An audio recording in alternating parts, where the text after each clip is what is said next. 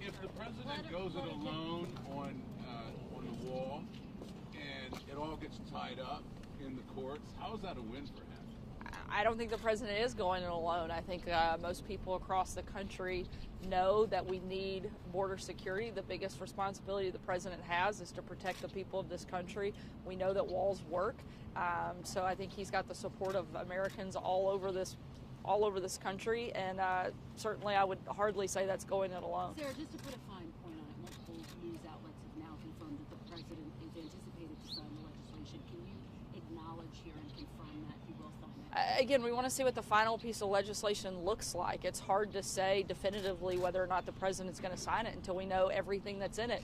Unlike Nancy Pelosi, we actually like to read legislation before we agree to it. The president isn't fully happy, as he said yesterday, with everything that's in the legislation, but there are some positive pieces of it. But one way or the other, and one thing you can be sure of, is at the end of the day, the president is going to build the wall. He said he was going to get it done, and he will.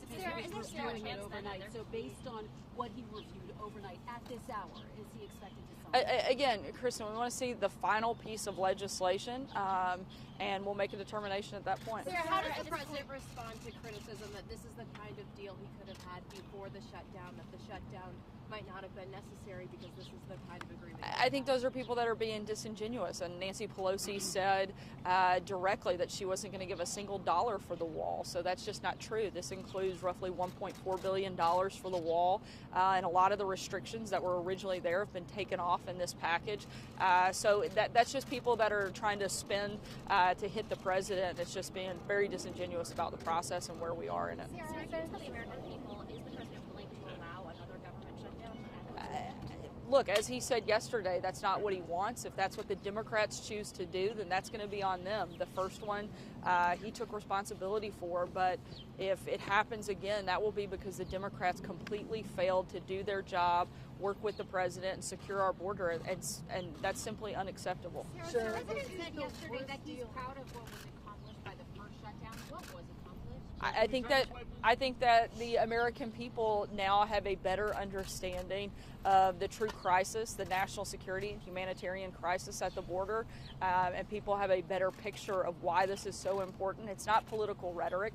It's a matter of national security. It's a matter of protecting people in this country. And again, that's the president's most important duty he has. Justin? Sarah, you and the president both said that he plans to get wall money, and it seemed to apply outside of this deal. Have you settled on a final course of action? Will it be an emergency declaration, an executive action, taking money from the Army Corps of Engineers, some combination of this? Again, the president's got a number of options. He's going to keep all those on the table. We'll make a determination of what is necessary based on what the final piece of legislation looks like. Thanks, guys. Both the vice president and president have spoken out about Representative Omar. Why not speak out about Representative Steve King? I addressed that directly right after it happened. In fact, I think I was standing almost in this exact spot, condemned those comments, and said they were abhorrent. So look back to that. Not doing it. Bush said, not going to do it.